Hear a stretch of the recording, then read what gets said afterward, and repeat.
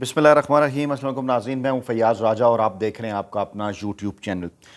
दोस्तों, साबिक DGISI general फैज़ हमीद की सडन गिरफ्तारी के बाद इससे पहली इंतहाई ख़तरनाक वीडियो करार दिया जा रहा है जो आज अचानक लीक हुई और उसके बाद फिर वफाकी दारकूमत इस्लामाबाद में थरथली मच गई और गोया उस वीडियो के बाद सब ये बात समझने पर मजबूर हो गए कि पाकिस्तानी मीडिया के ऊपर जनरल फैज़ हमीद की गिरफ्तारी और उनकी गिरफ्तारियों के बाद जो कुछ भी खबरें चल रही हैं वो तमाम की तमाम दुरुस्त नहीं हैं। इंतहाई हैरान कुन वीडियो लीक और उसके साथ साथ इस बात का भी इंकशाफ पाकिस्तानी इस्टेब्लिशमेंट के इंतहाई करीब समझे जाने वाले एक सहाफ़ी की जानिब से, जिन्हें खुद साख्ता तर्जमान भी कहा जाता है पाकिस्तानी इस्टेब्लिशमेंट का, लुब्बे लबाब उनकी आज के इंकशाफात का ये था कि असल में तो जनरल फैज़ इमरान खान को धोखा दे रहे थे। गोया कि आज एक बार फिर इमरान खान के बयानिए की हक और सच के साथ फतह हुई। दूसरी जानिब नवाज शरीफ भी बोलने पर मजबूर एक ऐसे माहौल के अंदर कि जब पाकिस्तान में सिविल सुप्रीमेसी के हवाले से सवालात उठ रहे हैं, बातें हो रही हैं। नवाज शरीफ ने आज क्या बातें की उसकी तफसीलात भी आपके सामने रखेंगे।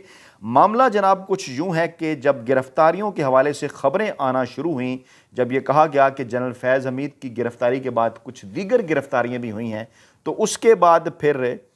मुख्तलिफ TV चैनल्स के ऊपर इस किस्म की भी आज खबरें गर्दिश करना शुरू हो गईं कि साबिक इंस्पेक्टर जनरल IG जेल खाना जात पंजाब के शाहिद सलीम बेग, उनको भी हिरासत में ले लिया गया है और वो तकरीबन गुज़श्ता जो है वो 5 साल तक मुसलसल जो है वो DG जो है वो IG जेल खाना जात रहे। अहम तरीन मामला यह है कि इमरान खान की रिटायरमेंट जो है इमरान खान को जो है वो जेल में कैद किए जाने से पहले वो रिटायर हो चुके थे, लेकिन आज जब उनकी इंतहाई पुरस्कार अंदाज में मुख्तलिफ TV चैनल्स के ऊपर ये खबर भी आई, ख़ास तौर पर इस खबर के बाद चकवाल कनेक्शंस की खबरों के बाद कि साबिक DGISI जनरल फैज़ हमीद की गिरफ्तारी के बाद 2 ब्रिगेडियर्स और 1 कर्नल को भी गिरफ्तार कर लिया गया। दोनों ब्रिगेडियर्स का ताल्लुक चकवाल से बताया गया, जिनके मुतल्लिक ये ज़राए ने दावा किया, ख़ास तौर पर ऐसे ज़राए जो कि मुसलसल इमरान खान और पाकिस्तान तहरीक इंसाफ के ख़िलाफ़ जंग ग्रुप के ज़रिए प्रोपेगेंडा करने में मसरूफ़ हैं। उनकी जानिब से ये कहा गया कि जनाब ये इमरान खान और जनरल फैज़ हमीद के दरमियान राब्ते करवाते थे। आज जब ये खबर आई जनाब शाहिद सलीम बेग साहब की हिरासत की खबरों के बाद, अचानक एक वीडियो जो है वो मंज़र आम पर आती है और इस वीडियो के अंदर क्या हो रहा है जनाब आपको थोड़ी सी हम ये वीडियो दिखाते भी हैं जी। इस वीडियो के मतलब हम आपको थोड़ा सा दिखाते भी हैं। वीडियो के अंदर जो है वो IG जेल खाना जात शाहिद सलीम बेग खुद मौजूद हैं और वो अपने घर के अंदर जो है वो चाय पी रहे हैं और बात वो ये कर रहे हैं अपने अहले खाना के साथ कि अगर ये देखिए जी, मैं आपको एक खबर दिखा दूं। अपने घर में बैठे हुए माफ़ कीजिएगा, गलत खबर सुनते हुए चाय का कप पीते हुए आपको कैसे लगता है जी। शाहिद सलीम बेग साहब की मैं वीडियो आपके सामने रखता हूँ। ये माफ़ कीजिएगा जी, जी बिल्कुल, ये देखिए शाहिद सलीम बेग साहब जी जी अपने ही मुतल्लिक अपने घर में बैठे हुए चाय का सिप लेते हुए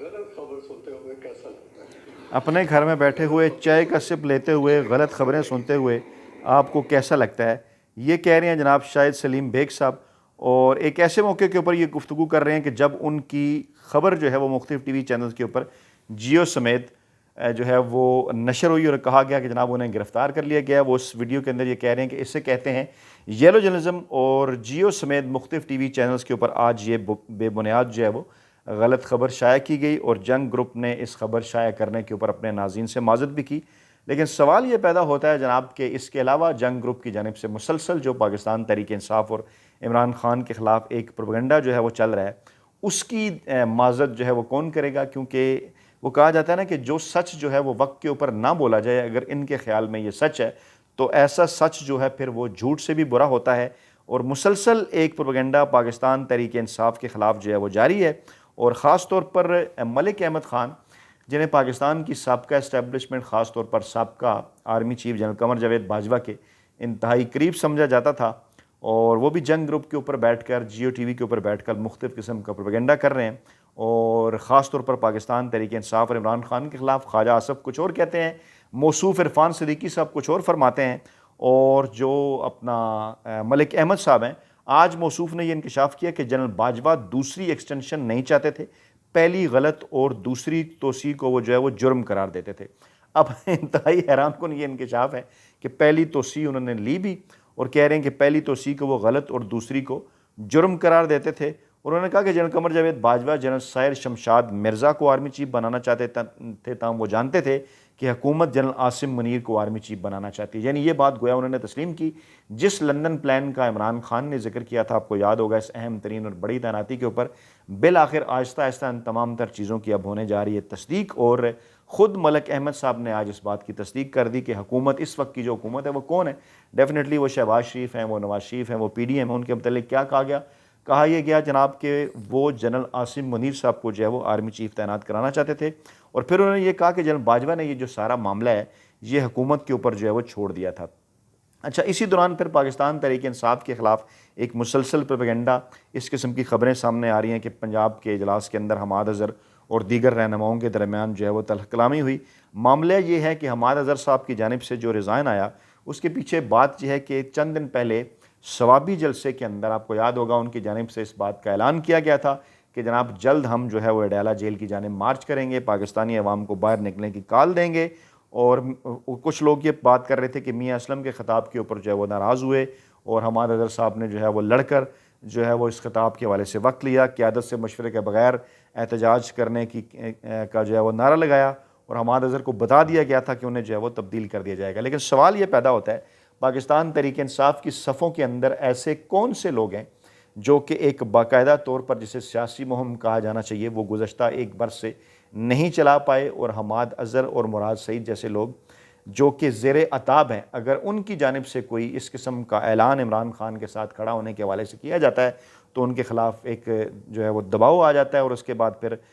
جو ہے وہ بیک فٹ پہ چلے جاتے ہیں. اور آج بھی اس قسم کی خبریں آئیں کہ جناب تنظیمی اجلاس میں جو ہے وہ ان کی تلخ کلامی ہوئی. لیکن جو ہمارے ذرائع ہیں ان کا یہ کہنا ہے کہ جس طرح سے جنگ گروپ ان تمام تر چیزوں کو، خبروں کو پروپیگیٹ کر رہا ہے، اس کے اندر ڈیفینیٹلی کچھ چیزیں جنگ گروپ کی طرف سے بھی شامل کر لی جاتی ہیں. حماد اظہر صاحب کے قریبی ذرائع کا یہ کہنا ہے کہ فی الوقت کیونکہ ان کا عمران خان کے ساتھ کسی قسم کا کوئی براہ راست رابطہ نہیں ہے اور وہ جو پیغامات پہنچاتے ہیں وہ عمران خان تک اس طرح سے نہیں پہنچ سکتے، اس لیے فی الحال جو ہے وہ اس عہدے کو چھوڑ رہے ہیں.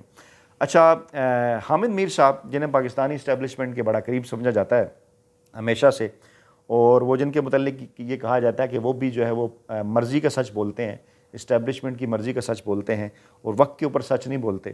وقت کے بعد جو ہے وہ سچ بولتے ہیں. آج وہ تمام تر چیزیں جو کچھ ان کے ذہن میں آ رہی ہیں، جیسے آج خاصی انہوں نے تفصیلی گفتگو کی ایک مارننگ شو کے اندر، موصوف نے کہا کہ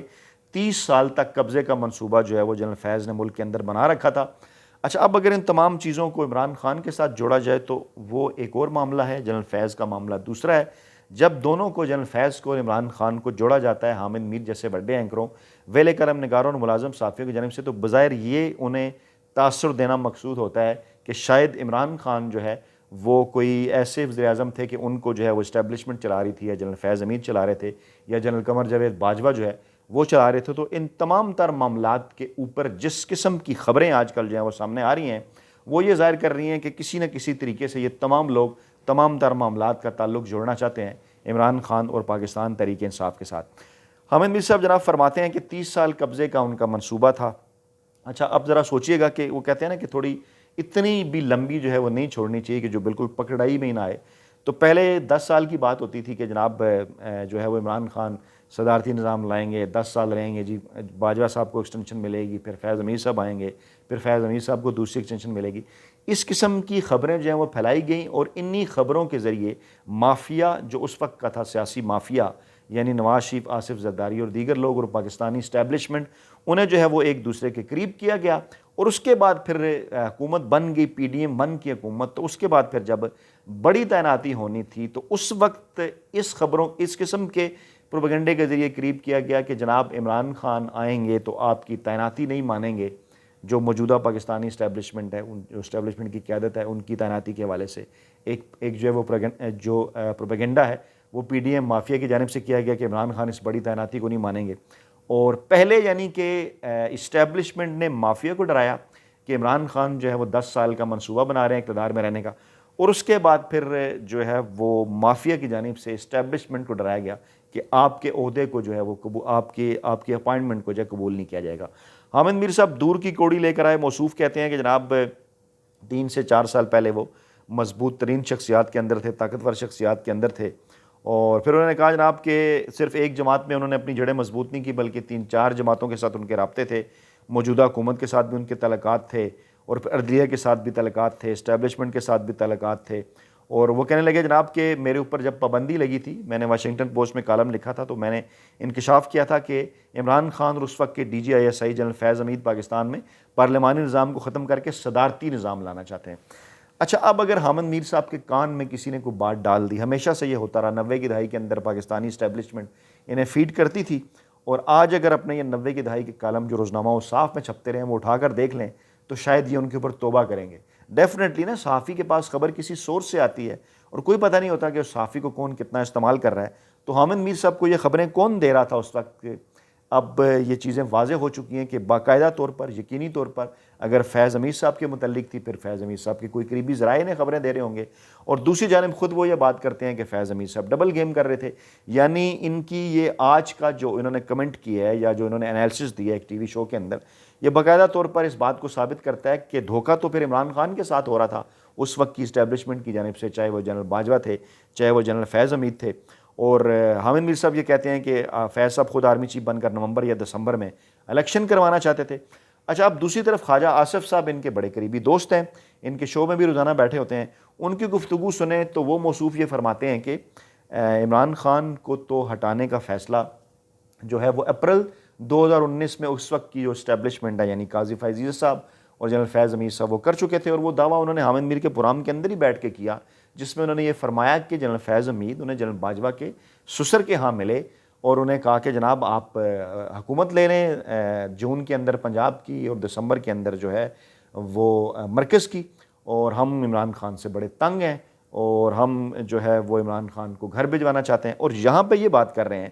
کہ فیض صاحب جو ہے وہ خود آرمی چیف بننا چاہتے تھے، دسمبر 2022 میں الیکشن کروانا چاہتے تھے، اور الیکشن میں تحریک انصاف کو 2-1 سے دلوانا چاہتے تھے، اور پیپلز پارٹی کا اس کے ساتھ الائنس. اچھا، اب یہ اس میں کافی ساری چیزیں ہیں کہ خود آرمی چیف وہ کیسے بن سکتے تھے نومبر یا دسمبر 2022 میں، کس فارمولے کے تحت بن سکتے تھے؟ ذرا واضح کی جائے نا چیزیں، کس سامنے لے کے آئیں. اور پھر تحریک انصاف کو اگر وہ کہتے ہیں کہ 2-1 وہ دلوانا چاہتے تھے، تو پھر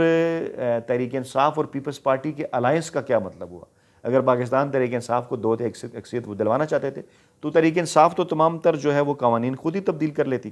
اچھا، پھر وہ کہتے ہیں جناب جنرل فیض صرف آرمی چیف نہیں بننا چاہتے تھے، بلکہ انہوں نے عمران خان کو اپنی سیڑھی بنایا ہوا تھا. وہ پاکستان کے میں 1973 کے آئین کو مکمل دریافت کرنا چاہتے تھے، اور وہ میڈیا کے لوگوں کو کہہ رہے تھے کہ میں 30 سال تک کہیں نہیں جا رہا. اچھا، اس قسم کی خبریں اگر جنرل فیض حمید ان تک پہنچاتے تھے تو اس کا یہ مطلب تو ہوا نا کہ حامد میر صاحب بغیر کنفرمیشن کے یہ تمام تر چیزیں دے رہے ہیں، باقاعدہ طور پر استعمال ہو رہے ہیں کہ جناب انہوں نے کہا تھا کہ 30 سال تک انہوں نے ملک پر قبضے کا کوئی پروگرام بنا رکھا تھا. مطلب کوئی خدا لگتی، کچھ خدا کرنی، کچھ خدا کا خوف کریں گے کس طرح سے